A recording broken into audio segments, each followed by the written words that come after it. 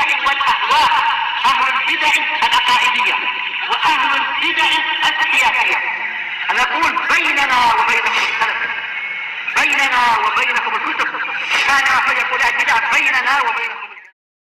السلام عليكم ورحمة الله وبركاته. إن الحمد لله نحمده تعالى ونستعينه ونستغفره ونعوذ بالله من شرور أنفسنا وسيئات أعمالنا. من يهده الله فلا مضل له ومن يضلل فلا هادي له. أشهد أن لا إله إلا الله وحده لا شريك له، وأشهد أن محمدا عبده ورسوله صلى الله عليه وعلى آله وأصحابه ومن تبعهم بإحسان إلى يوم الدين. أما بعد، إخواني الكرام rahimani wa rahimakumullah, kita bersyukur pada Allah Subhanahu wa taala atas semua limpahan nikmat yang dicurahkannya kepada kita, baik itu yang zahir maupun yang batin. Nikmat yang begitu banyak yang kesemuanya ikhwani fillah akan dimintai pertanggungjawaban dari sisi kesyukurannya. La tus'alunna yawma idzin 'anil na'im, kata Allah Subhanahu wa taala. Sungguh kalian semua akan betul-betul ditanya, dimintai pertanggungjawaban tentang nikmat-nikmat yang diberikan. Oleh karena itulah tadzakkurun ni'mah, mengingat-ingat nikmat Allah Subhanahu wa taala, merupakan salah satu sebab dari sebab al-falah, sebab keberuntungan. Bagaimana Allah Subhanahu wa taala katakan, fadhkuru ala Allah la'allakum tuflihun. Maka ingatlah oleh kalian ala Allah, ay ni'am Allah, nikmat-nikmat Allah Subhanahu wa taala. Ingat, la'allakum tuflihun, agar kalian itu beruntung. Karena dengan mengingat nikmat Allah, seorang akan tahu kadar nikmat tersebut dan akan bersyukur atas nikmat yang diberikan. Dan di antara nikmat yang agung yang Allah Subhanahu wa taala anugerahkan kepada kita setelah Islam was sunnah adalah taufik untuk kita bisa menunaikan kewajiban-kewajiban dan juga taufik untuk kita bisa menghadiri majalisul ilm, di mana sebagian saudara kita mungkin terhalangi, baik itu karena sakit atau karena penghalang-penghalang yang lain. Oleh karena itulah akhwani fillah, bersyukur atas kemudahan dan dibukanya pintu-pintu bagi kita. Ini merupakan hal yang harus kemudian kita manfaatkan kemudahan yang Allah Subhanahu wa taala berikan tersebut sebelum pintu yang Allah buka tadi ditutup. Sebagaimana dikatakan oleh Khalid bin Ma'dan rahimahullahu taala, "Idza futiha laka babun min abwabil khair fadkhul minhu, fa innaka la tadri mata yughlaqu 'alaik." Apabila dibukakan bagimu suatu pintu dari pintu-pintu kebaikan, maka masukilah. Segera masuki pintu yang Allah Subhanahu wa taala bukakan untukmu. Ketika engkau sehat, mampu melangkahkan kakimu menuju ke masjid Allah Subhanahu wa taala, jangan sia-siakan. Ketika engkau diberi keluasan rezeki, mampu untuk menunaikan apa yang Allah Subhanahu wa taala perintahkan untuk berinfak, masuki pintu tersebut. Ketika engkau diberi kekuatan untuk bisa berpuasa di siang hari maupun berdiri di tengah malam melakukan salat, maka masuki. Dan sampai suatu saat datang di mana engkau menginginkan untuk menunaikan hal-hal tersebut, tapi pintunya sudah tertutup. Fa innaka la tadri mata yuhlaku alaika, karena sungguhnya engkau tidak tahu kapan pintu tersebut ditutup. Dan pemanfaatan kesempatan ikhwan fillah merupakan hal yang banyak manusia lalai. Oleh karena itulah Rasulullah sallallahu alaihi wasallam katakan, ni'matani maghbunun fihima katsirun minan nas. Perhatikan sabda beliau ini, katsirun minan nas, bukan hanya sebagian saja. Kata beliau, ni'matani maghbunun fihima katsirun minan nas, as-sihhatu wal faragh. Dua nikmat yang banyak manusia, katsir, banyak manusia maghbun, tertimpa ghabn, yaitu dia tidak mendapatkan keberuntungan, terkecoh dengan hal tersebut, tidak mampu memanfaatkan keadaan. Seperti pedagang ketika datang waktu ramai tapi dia tidak mendapatkan apa-apa. Ini pedagang yang maghbun, terlena, padahal sudah mendapatkan kesempatan untuk meraup keuntungan yang banyak. Dan banyak manusia pada dua nikmat ini, ikhwan, mereka tertimpa itu, terlena, tidak mampu memanfaatkannya, tidak mampu mengambil keuntungan darinya. Apa itu? As-sihhatu wal faragh, yaitu kesehatan dan waktu luang. Di saat sehat disia-siakan kesehatan tersebut, padahal seandainya dia manfaatkan, mampu mengumpulkan amalan yang banyak. Baru ketika datang sakit, dia menyadari ternyata kesehatan adalah mahkota yang tidak tergantikan. Sebagaimana waktu luang, ikhwan fillah, banyak manusia lalai dari memanfaatkannya. Baru ketika datang kesibukan di mana urusan dan pekerjaan tumpang tindih, dia baru sadar ternyata waktu luang merupakan nikmat yang besar untuk seorang bisa tafarruq lil ibadah, untuk bisa betul-betul konsentrasi dalam beribadah. Demikian pula tafarruq li talabil ilm, konsentrasi dalam menuntut ilmu agama Allah Subhanahu wa taala. Maka ketika kita diberi kesehatan, ikhwan fillah, manfaatkan. Sebagaimana pula ketika Allah Subhanahu wa taala berikan kepada kita kesempatan.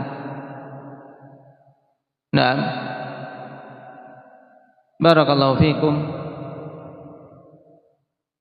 Dan untuk kajian kita berhubungan dengan risalah yang dikarang oleh Imam Al-Barbahari rahimahullah ta'ala yang masyhur dengan Syarhus Sunnah. Alhamdulillah, pada pertemuan terakhir kita telah sampai pada poin yang ke-13 berhubungan dengan penegasan dari Imam Al-Barbahari rahimahullah ta'ala tentang perkara penting seputar ittiba', bahwasanya agama ini agama ittiba', untuk kita mengikuti apa yang telah Allah Subhanahu wa taala tetapkan dan Rasulullah sallallahu alaihi wasallam ajarkan. Oleh karena itulah pada pertemuan kali ini kita akan membaca poin yang ke-14 yang beliau tegaskan di sini tentang lawan dari ittiba', yaitu al-ibtida'. Karena tidak mungkin seorang bisa sempurna ittiba'nya, ikhwan. Tidak mungkin seorang bisa sempurna dalam mengikuti ajaran Rasulullah sallallahu alaihi wasallam kecuali dengan dia berhati-hati dari lawannya, yaitu al-ibtida'. Sebagaimana dulu telah kita lewati bahwasanya ada perkara-perkara pokok yang siapa saja tidak mengetahui perkara itu maka akan jatuh pada lawannya, at-tauhid. Kalau seorang tidak memahaminya dengan baik maka akan terjatuh dalam syirik. Dan sunnah, seorang tidak memahaminya, tidak mau mempelajarinya, maka ketika jahil terhadapnya akan terjatuh dalam bid'ah. Demikian pula ta'ah, kalau seorang tidak menyibukkan diri dengannya ya akan terjatuh dalam maksiat. Nah, pada poin yang ke-14 ini Imam Al-Barbahari rahimahullahu taala mengatakan wa'lam anna an-nasa lam yabtadi'u bid'atan qattu hatta taraku minas sunnati mithlaha fahdharil muhdatsati minal umur fa inna kulla muhdatsatin bid'ah wa kulla bid'atin dhalalah wad dhalalatu wa ahluha finnar.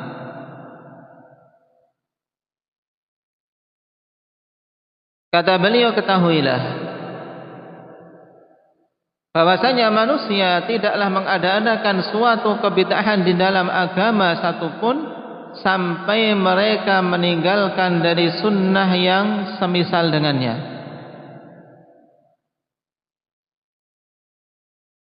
Maka berhati-hatilah dari perkara-perkara baru yang diada-adakan di dalam agama ini, sebab semua perkara-perkara baru itu adalah bid'ah dan semua kebid'ahan adalah kesesatan, dan kesesatan serta pelakunya itu terancam dengan neraka. Kalimat ini akhwanifillah adalah kalimat yang hak, yang tidak ada keraguan padanya. Dikarenakan antara sunnah dan bid'ah merupakan dua perkara yang tidak akan mungkin bergabung. Tidak akan mungkin antara sunnah dan bid'ah itu bergabung, karena dua perkara itu adalah diddan. Diddan adalah dua perkara yang saling bertolak belakang. Kapan di situ ada bid'ah maka sunnah akan tercabut. Sebagaimana seorang ketika menegakkan sunnah maka akan tergeser bid'ah darinya.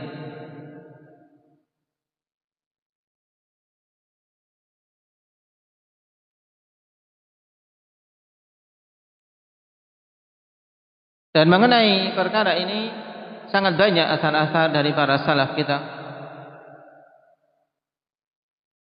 tentang bahayanya bid'ah yang dengan sebab itu terangkat sunnah.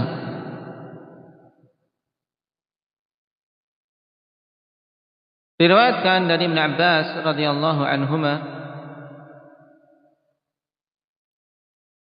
sebagaimana dalam Syarh Sunnah lil-Lalika'i rahimahullah,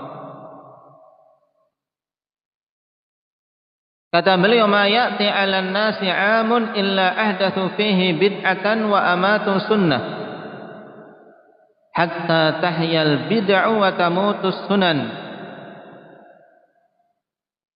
Tidaklah datang pada manusia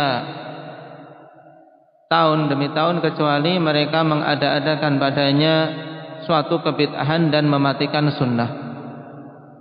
Dan ini kita lihat akhwat, semakin bertambah tahun, bertambah jauh dari zaman nubuwah, maka semakin banyak kebid'ahan merajalela, dan semakin banyak sunnah-sunnah yang terlupakan. Karena syaitan terus-menerus mengupayakan hal tersebut, ditambah dengan kemalasan kaum muslimin dari mempelajari agamanya, sehingga perkaranya menjadi terbalik. Sunnah dianggap sesuatu yang baru, dan ini sangat kita rasakan. Nah, menghidupkan sunnah bagi para laki untuk apa? Untuk memakai pakaian di pertengahan betis. Komentar manusia, ini agama baru, seakan-akan itu yang baru, padahal itulah sunnah yang atik, yaitu yang memang asalnya datang dari Nabi SAW semenjak fajar Islam menyingsing. Tapi karena saking asingnya dan telah tergantikan dengan kebid'ahan-kebid'ahan yang banyak, dianggap sunnah tersebut sebagai ajaran baru. Dan banyak sekali sunnah-sunnah yang kita berusaha untuk menghidupkannya, untuk melaksanakannya, termasuk yang sangat jelas seperti jenggot yang banyak sekali datang dalil bagi para laki untuk membiarkannya tumbuh, tidak memangkasnya, tidak mencukurnya. Demikian pula bagi para wanita untuk memakai hijab yang syar'i, dianggap sebagai sesuatu agama yang baru, ajaran yang baru. Wal'iyadu billah.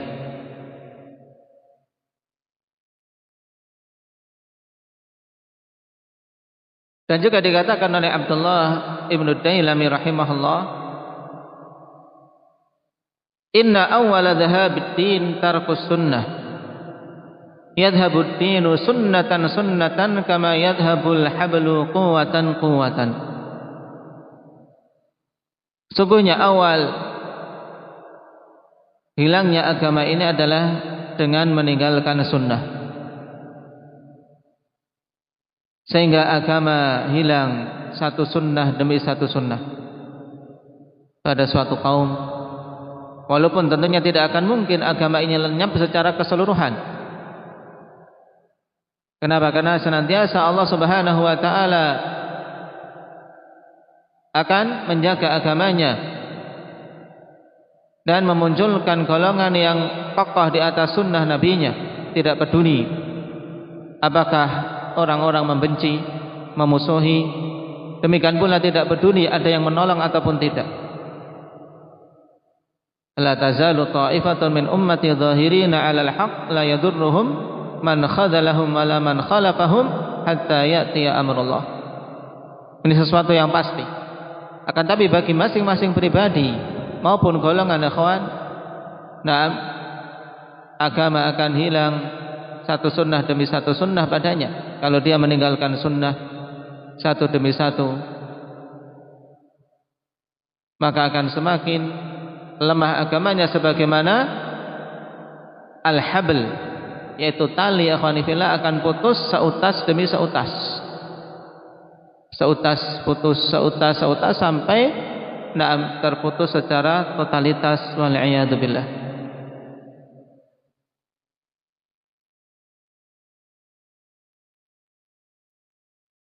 Dan juga dikatakan oleh beliau rahimahullah, mengutip dari sahabat yang mulia, sami'tu Ibnu Amrin radhiyallahu anhuma yaqul, mabtudi'at bid'atun illa zadadat mudhiya wa la turikat sunnatun illa zadadat hawiyya. Tidaklah diadakan suatu kebid'ahan kecuali akan semakin bertambah laris. Dan kita lihat kenyataannya, bid'ah diadakan terus menerus bertambah laris, ada saja. Dan demikianlah kebatilan.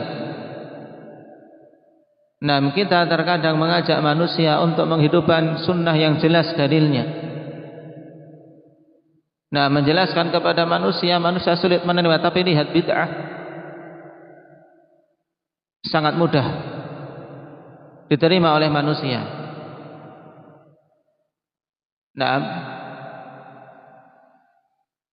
Sekarang hampir di masjid-masjid kita dengar kebid'ahan disenandungkan dengan salawat-salawat yang padanya hulu. Bahkan pada sebagian masjid ikhwanifillah terang-terangan salawat atau senandung yang merupakan syiar dari kaum Syiah. Yang menyebutkan tentang 5 unsur pokok mereka. Bagi kami 5, yaitu apa? Nabi, kemudian Ali, kemudian Hasan, Husain dan Fatimah. Ini mungkin di sini santer tidak? Itu anak-anak kecil rebutan itu untuk kalau pernah singgah di masjid awam, subhanallah, sampai sedemikian parahnya dimasukkan ajaran-ajaran batil. Ini benih-benih Syiah tapi tidak dipahami. Pengkhususan pujian untuk Nabi kemudian diikutkan badannya Fatimah dan keluarganya, Ali, Hasan, Husain. Ini sudah merupakan syiar-syiar Syiah. Terus bertambah dan laku keras. Ada orang di situ, dengar kok bagus. Sudah enggak usah tanya-tanya, minta apa besok ditiru. Tapi coba kalau sunnah, jarang kemudian orang melihat, mengamalkan, kemudian langsung niru tanpa apa? Tanpa ngeyel. Butuh diterangkan. Dan biasanya pertama kali sudah jengkel dulu. Baik. Dikatakan oleh Hasan Ibn Atiyah rahimahullahu ta'ala, mabtada'a qaumun bid'atan fi dinihim illa naza'allahu min sunnatihim mithlaha thumma la yu'iduha alaihim ila yaumil qiyamah.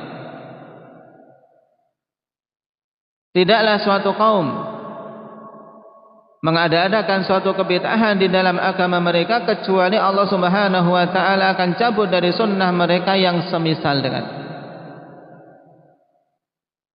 Contohnya ikhwani fillah pada puji-pujian tadi. Ketika sibuk dengan puji-pujian tersebut, tercabut sunnah untuk apa? Untuk memperbanyak doa di antara adzan dan iqamah. Siapa di antara mereka yang kemudian berdoa?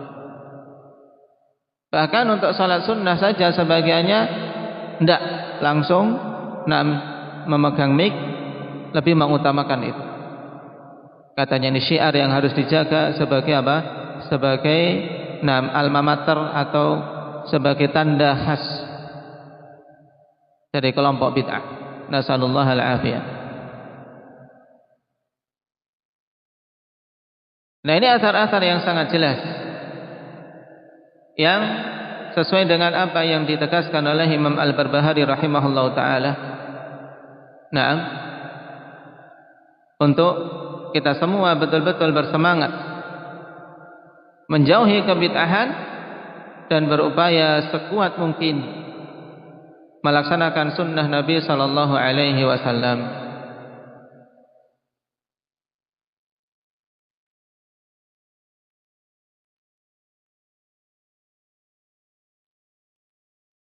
Kemudian pada perkataan beliau akhwani fillah,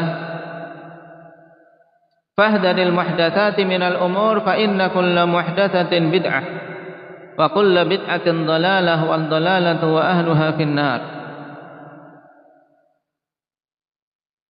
Pernyataan ini sangat jelas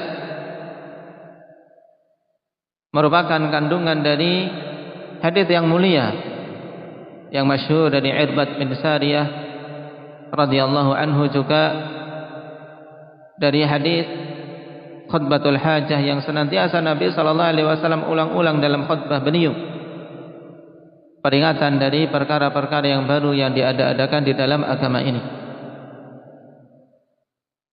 Naam, wa iyyakum wa muhdatsatil umur, hati-hati kalian dari perkara-perkara baru yang diada-adakan di dalam agama ini. Oleh karena itulah atas kita untuk betul-betul mengikuti apa yang datang dari pendahulu kita di dalam beragama, di dalam beribadah, dan juga di dalam menjalani hidup. Sampai-sampai dikatakan oleh sebagian salaf, in istata'ta alla tahukka ra'saka illa bi athar faf'al.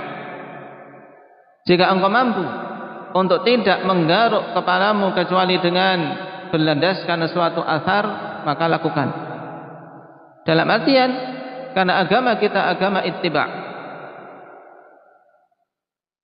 dan berhati-hati dari semua perkara-perkara baru, maka carilah contoh carilah sesuatu yang menjadi landasan atas apa-apa yang engkau perbuat, apalagi kalau berhubungan dengan perkara din.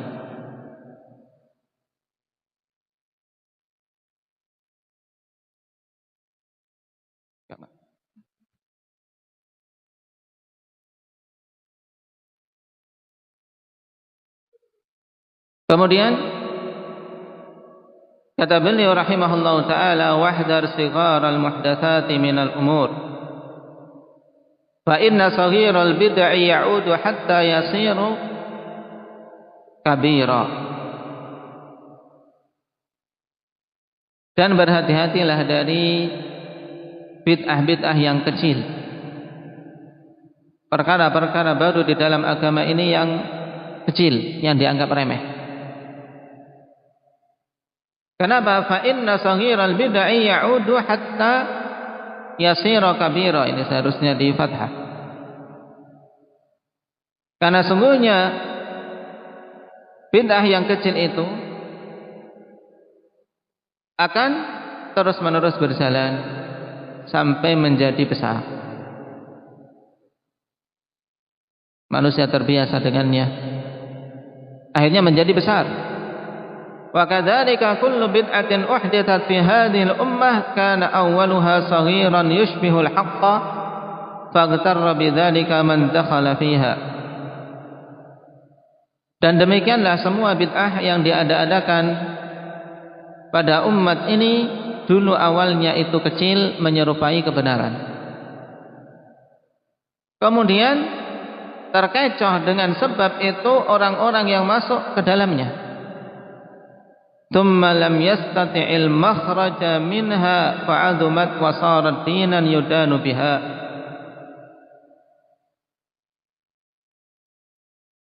Kemudian dia tidak mampu untuk keluar, tidak mau mencari jalan keluar, tidak mampu untuk bisa membebaskan diri dari kebid'ahan tersebut, sehingga akhirnya besar. Dan wasarat dinan yudanu biha, jadilah itu suatu agama yang dia beragama dengannya. Faqala fasiratul mustaqim fakharaja minal Islam, sehingga dia menyelisihi jalan yang lurus dan berakhir dengan apa? Keluar dari Islam. Wal iyadu billah. Dan ini juga pernyataan yang hak. Naam, bahwasanya kebid'ahan itu awal mulanya kecil, dan munculnya ada sedikit penyerupaan dengan kebenaran, sehingga orang-orang yang jahil, yang tidak memiliki kekokohan dalam ilmu, akan menganggap itu suatu perkara yang biasa-biasa saja. Contoh yang sangat jelas, kebid'ahan yang awal-awal muncul, yaitu bid'atul khawarij. Asalnya dengan apa? Dengan berkumpul-kumpul di masjid, mengadakan zikir berjamaah. Ini sudah muncul di masa Abdullah bin Mas'ud radhiyallahu anhu.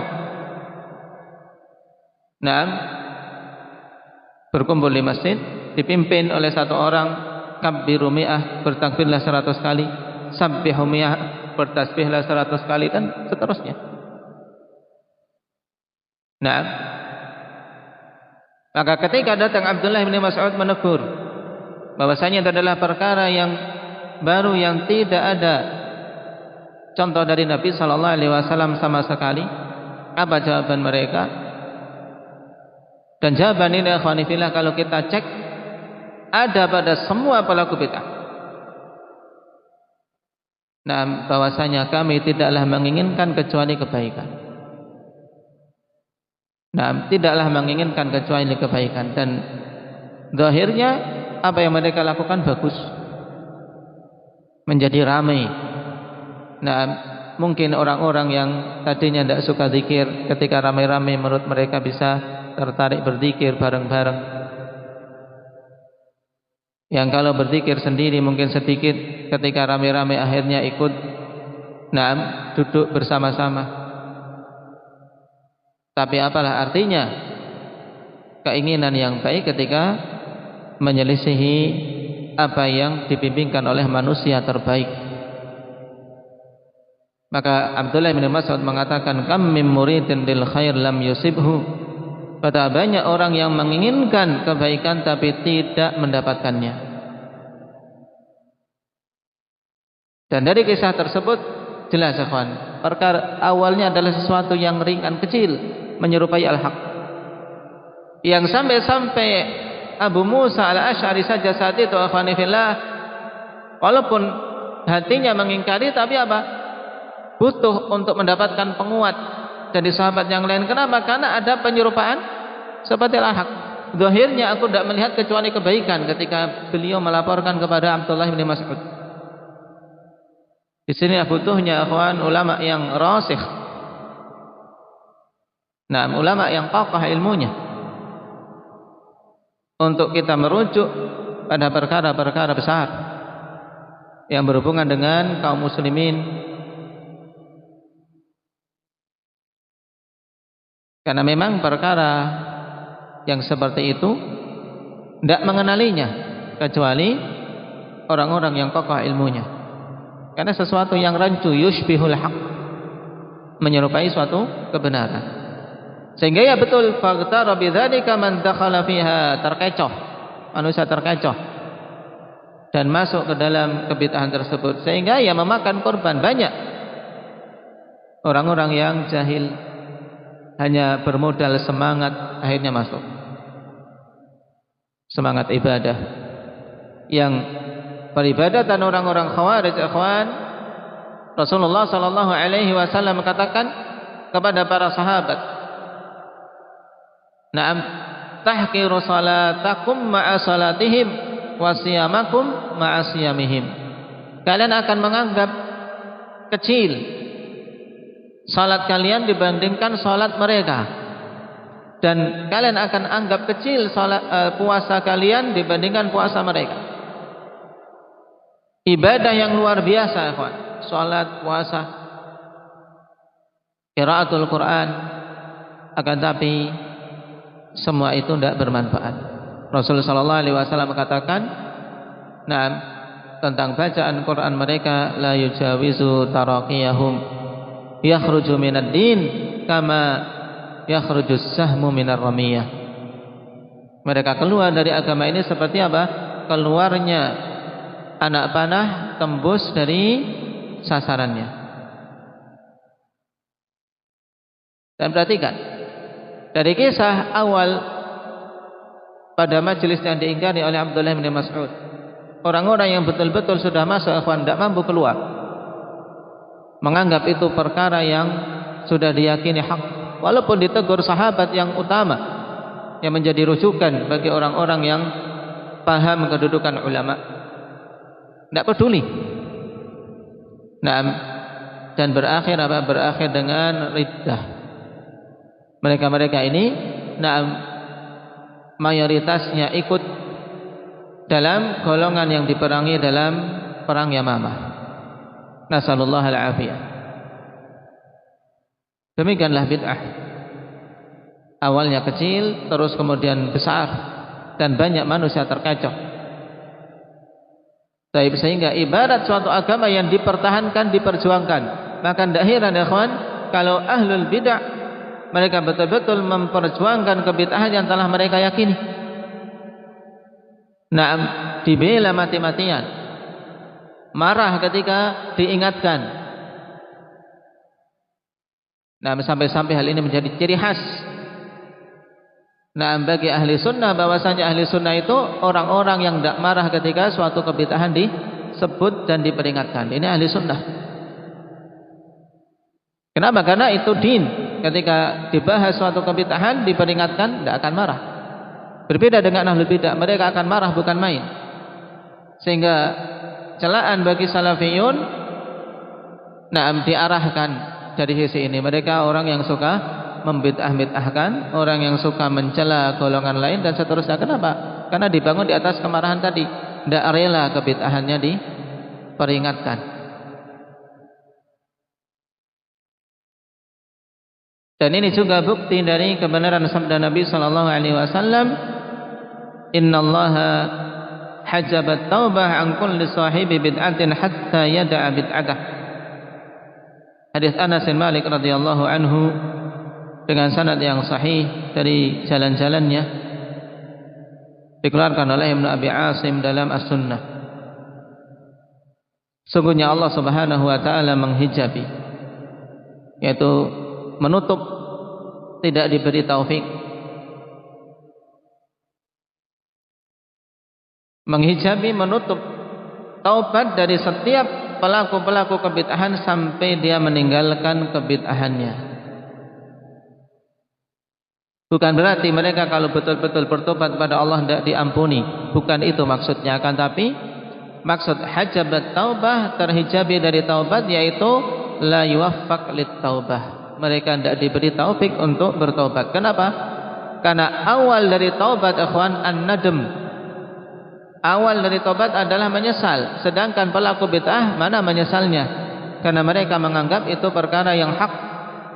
Bahkan mereka perjuangkan mati-matian.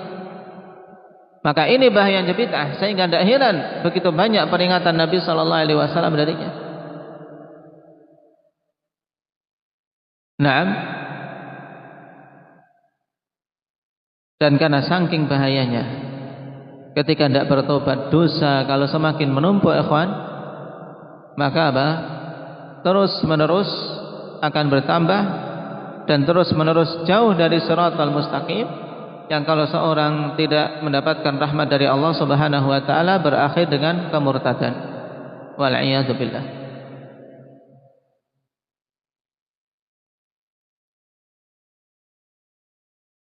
Dan mengenai kebid'ahan ini, di antara sebab-sebab pokok terjatuhnya seseorang dalam bid'ah, sebagaimana diisyaratkan oleh Imam Barbahari tadi, bahwasanya kullu bid'atin uhditsat fi hadhil ummah kana awwaluha saghiran yushbihul haqq. Di sini isyarat bahwasanya di antara sebab pokok terjatuh dalam kebid'ahan yang pertama adalah asyubah, adanya syubhat. Yang namanya syubhat, sesuatu yang rancu, sesuatu yang samar, perkara batil, tapi apa? Secara penampakannya samar, tidak jelas batilnya, ada penyerupaan terhadap kebenaran padanya.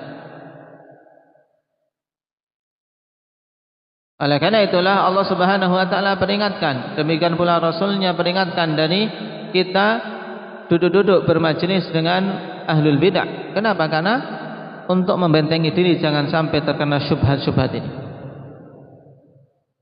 Nah, yang apabila masuk ke hati seseorang sulit untuk apa? Untuk seorang bisa berlepas diri dari ini. Dan syubhat, cara untuk bisa selamat darinya ya dengan ilmu. Makanya bagi sekalian ahli sunnati wal jamaah, hendaknya betul-betul mengokohkan dari sisi ini, sisi kekuatan ilmiah, sisi semangat dalam upaya membentengi diri dari syubhat-syubhat dengan ilmu yang kokoh, dengan ilmu yang kokoh. Yang Rasul sallallahu alaihi wasallam jadikan itu tolak ukur kebaikan seseorang, may yuridillahu bihi khairan yufaqihu fiddin. Siapa saja yang Allah Subhanahu wa taala inginkan kebaikan padanya, maka akan dipahamkan terhadap perkara agamanya. Kemudian sebab yang kedua, ikhwan, al-jahl. Ini jelas juga, kejahilan. Sehingga orang jahil itu akan lebih mudah apa? Terkecoh. Makanya dikatakan oleh beliau, faghtarra bidzalika man dakhala fiha. Sehingga apa? Tertipu. Yang tertipu mudah, terkecoh mudah ya orang-orang jahil. Mudah ditipu, mudah dikelabui oleh syaitan dan bala tentaranya. Nah, oleh karena itulah syaitan betul-betul memancangkan berbagai macam upaya untuk menjauhkan kaum muslimin dari mempelajari agamanya dengan berbagai macam jalan, sehingga jangan sampai kita terkalahkan dari sisi ini. Perhatikan apa yang disumpahkan oleh iblis. Qala fa bima aghwaytani la'aqudanna lahum siratakal mustaqim thumma la'atiyannahum min baini aydihim wa min khalfihim wa an aymanihim wa an syama'inihim wa la tajidu aktsarahum syakirin. Ya Allah, dikarenakan Engkau telah menghukumiku sebagai makhluk yang menyimpang, maka sungguh aku akan duduk mengintai di jalanmu yang lurus. Untuk apa? Dia tahu jalan yang lurus, ikhwan, tapi tidak mau mengikutinya. Dia melihatnya untuk menyimpangkan manusia dari jalan itu. Aku akan datangi mereka dari arah depan, dari arah belakang, dari arah kanan maupun kiri, sehingga tidak didapati kebanyakan hamba-hambamu itu bersyukur, dihalang-halangi dari jalan yang hak. Dan termasuk jalan terbesar yang diupayakan oleh syaitan untuk kita semua dihalang, ya kawan, dari jalan ilmu, dari jalan ilmu. Nah, karena dengannya tersingkap semua makar-makar syaitan dan tipu dayanya.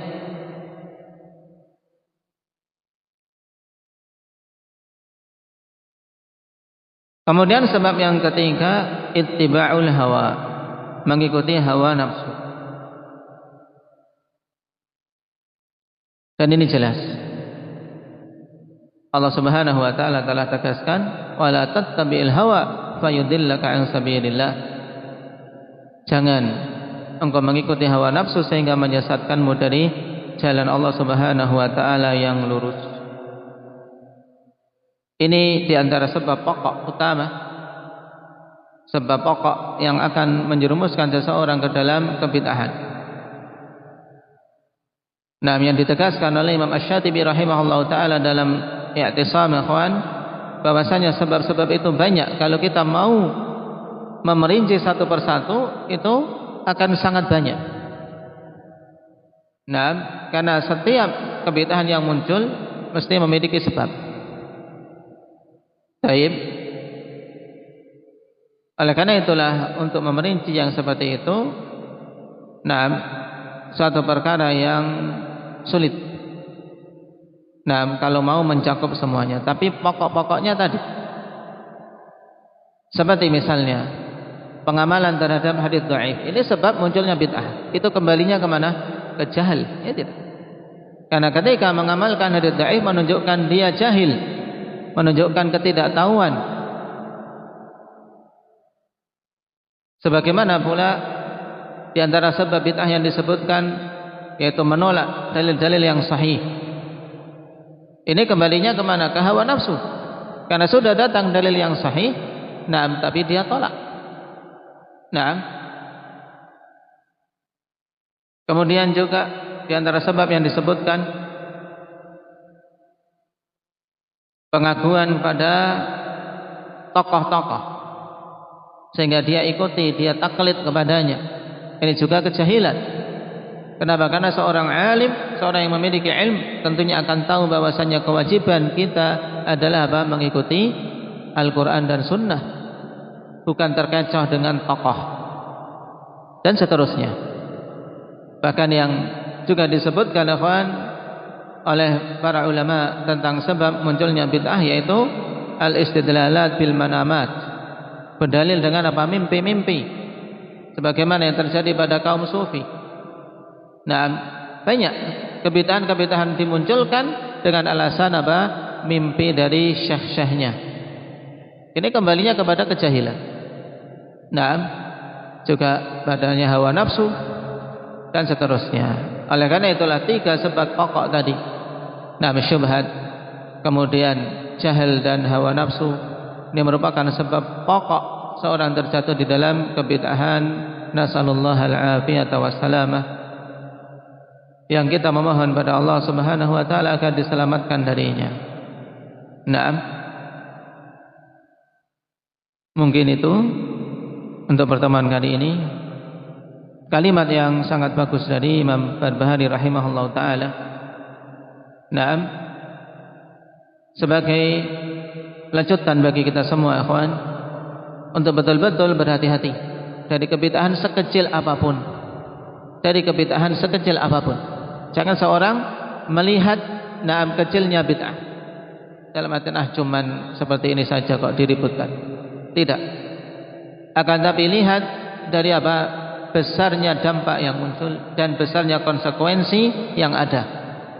Karena kebid'ahan hakikatnya ta'an, hakikatnya celaan terhadap Rasulullah sallallahu alaihi wasallam. Karena Allah Subhanahu wa taala telah memberikan amanah kepada beliau menyampaikan risalah. Dan seorang meyakini adanya perkara baru di dalam agama ini sebagai sesuatu yang diamalkan, padahal itu tidak diajarkan oleh Nabi sallallahu alaihi wasallam. Hakikatnya menuduh Nabi sallallahu alaihi wasallam belum menyampaikan secara sempurna. Ini saja cukup bagi orang-orang yang berakal untuk berhati-hati dari semua jenis kebid'ahan, yang kecil maupun yang besar apalagi. Barakallahu fikum, nasallallahu taufiq wassadad. Walhamdulillahirabbil alamin. Subhanakallahumma bihamdik asyhadu an la ilaha illa anta astaghfiruka wa atubu ilaik. Walhamdulillahirabbil alamin.